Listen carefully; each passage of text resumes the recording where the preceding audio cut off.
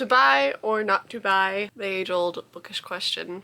I hate that. Why am I trying to quote Shakespeare? I am a Shakespeare girly. Okay, hold on. To buy or not to buy a book based on its cover, it's a thing, okay? I don't really know what this video is gonna be. I just know that I need to have a little bit of a rant. A little bit of a rant on some book cover, some book things recently. Oh, hello. You know what I just realized the other day? This girl is 17 years old. She can almost vote. This girl might be older than some of you watching.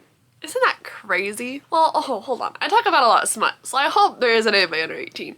Girl, cover your ears. That aside, I do cover buy. If it's a personal favorite of mine, I will buy multiple editions just to have it because I just adore that book so much and I love collecting. I am not only a reader, but a book collector, so covers are a big deal to me. If you have a beautiful cover, I'm gonna gravitate towards you. If there's a beautiful story within that beautiful cover, even better. That said, also if there's a beautiful story and a not so great cover, I'm still probably gonna own that not so great cover and buy a prettier edition of it when it comes out, like a special edition or a Fairy Lou. I am a cover buyer. I have a rant coming for you, okay?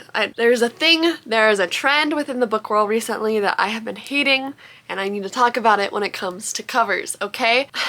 It's fine. Everything's fine. Let's go with what made me start this rant, okay? I am the #1 fan, my #1 favorite series of all time, Stalking Jack the Ripper. Recently it was announced, like when I say recently, I think it was like a month ago or early September or something like that.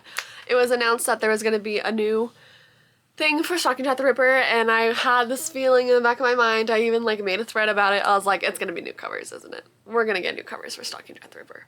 Which, like, I was excited for, but that meant I would have to expand my collection of Stalking Jack the Ripper behind me. It's a problem, okay? I collect every edition of Stalking Jack the Ripper I can possibly find.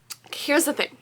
I was really hoping, part of my brain knew that was going to be new covers because that's the trendy thing right now is they're like revamping all these old series with new covers. I was at Barnes & Noble the other day and Ember in the Ashes got a new freaking cover. Stalking Jack the Ripper is getting a new cover. That's what this rant is based off of. But like there's all these new series, older series. I mean there's a Jennifer L. Armentrout series I just saw that has all these brand new covers. They're like trying to revamp them for the new generation of readers that we're having. And I mean they've done this before. They revamped all the Twilights, they revamped all the Shadowhunter books. They're like trying to get newer readers to like read these older books. And I guess it did help in Stalking Jack the Ripper's case, because Stalking Jack the Ripper actually became like number 17 on the New York Best Time selling list again, which I am forever thankful for. I feel like more people should read this series. That said, when it was announced there was something new coming out, I'm going on a whole rampage here. I knew it was going to be covers, but I was really hoping that it would actually be the release of the novella in physical form. Because there's this novella, Becoming the Dark Prince, and it's only available on ebook, and I want to own it physically. What's the publisher? It used to be Jimmy Patterson. Hachette, I think. Please release Becoming the Dark Prince in paperback. Please. Or physical. I just need a physical edition of it. Please do that. I would be forever thankful if you did that. Or if like some like special edition, oh hi, company out there wants to make it and then have me buy it, please. I would be forever thankful. I just want to own that book in physical form. That's what I was really hoping it would be. But it turns out we got new covers. Stalking Jack the Ripper is popular, but I know it's not like super popular to where like everybody has read it. But if you don't know anything about it and you saw this cover, this is the new cover, what would you think this is about? Like, hot take, I am not a fan of this cover, okay? Yes, I bought it. I did buy it, and I'll buy the continuation of whatever ones they come out after this because I am a hoe. Like, if you just saw this cover, this was just sitting on a table, what would you think this was? I'm really curious. Like, what vibe does this book give you? Because it doesn't give me the vibe that Stalking Jack the Ripper gives off. As I was walking through Barnes & Noble and I picked up this copy, I think I literally saw 20 other books that look exactly like this one. Flowers with some sort of thing on the cover. In fact, I probably own quite a bit of covers that look exactly like this. Big white text of the cover with one symbol and then like flowery random details in the background. Like, what is this? What? Why? Does this give you London? Does this give you 1800s? Does it give you murder mystery? No, it gives you new adult romance. That's what it gives. It's not giving YA mystery detectives, okay? It's not given that. When I show you this cover, it gives London, it gives Victorian, it gives Stalking Jack the Ripper. This is the vibe. Like, these covers are the vibe. And that said, these aren't going away in like hardback. They're only getting rid of the paperback editions of these, and these are gonna be the new paperbacks, but these don't give the same vibe to me, and maybe it's just because I'm really personally attached to these covers, but that said, I have special editions that aren't this cover, and they still give Stalking Jack the Ripper. This is just giving new adult romance, not young adult mystery, and I think it's just because it's trending. Publishers like to do this thing with covers, but just because something is trending, they'll slap it on the cover. We're talking about the cover of Master and Iron, which is like this axe dipped in water kind of a thing. And the only reason the cover looks like that is because water was trending. There's nothing to do with water in that book, but because water was trending at the moment, that's what they did on the cover. I mean, we all cover by, at least I cover by all the time, so I get it. You need the cover to actually encompass what's in the book a little bit. It could be a beautiful cover and still have elements of what is actually in that book. In the case of Stalking Jack the Ripper, at least they kept kind of like the dagger. Like, she is holding literally one, and then there's the dagger here, which honestly this dagger looks better than the one that she's holding in this. But like, unbiasedly, which one would you gravitate towards on the table? And honestly, I think a lot of people actually might choose this one, but because of the new trend of whatever's happening, I think people would gravitate towards this one, but have the wrong idea about what this book is actually about. This is giving new adult romance. It's not giving YA. It is. This is a young adult series. This is a story about two young detectives discovering who Jack the Ripper is. Like, it's a mystery, and there is romance in it, but it's very young adult. This gives new adult romance. There were so many books that look exactly like this one. Why is this the trend? Why are we slapping big white words on a cover with some florals and stuff behind it? Why is this the trend? Why are people doing this?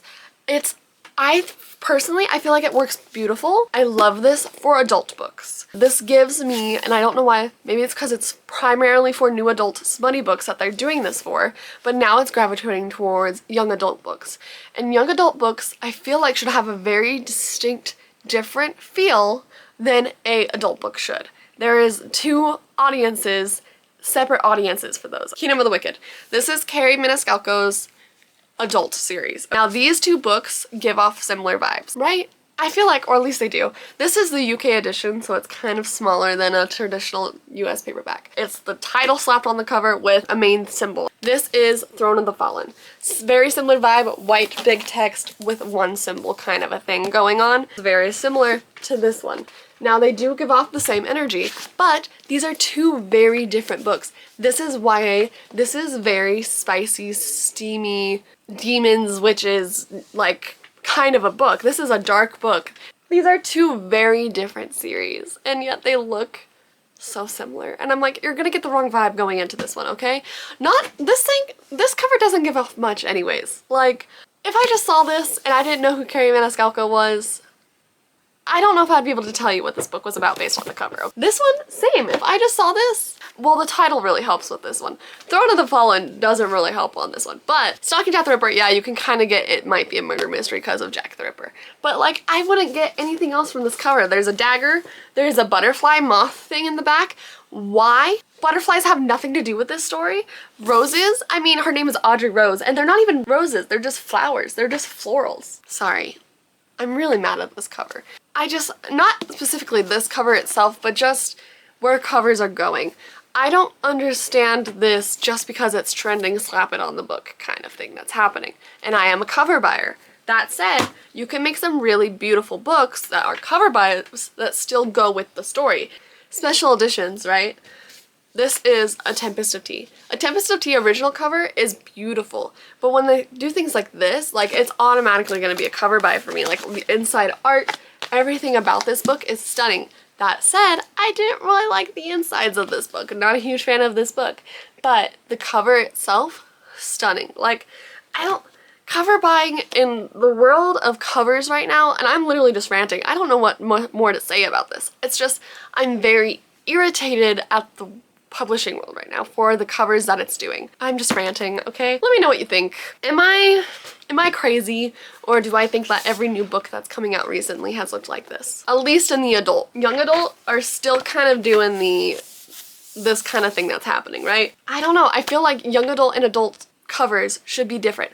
Because it's trending in adult covers, I don't think we should bring that over to young adult. People are gonna go into a store and they're gonna see something like this and they're gonna be like, oh, a smutty romance, and they're gonna reach for it and it's not a smutty romance.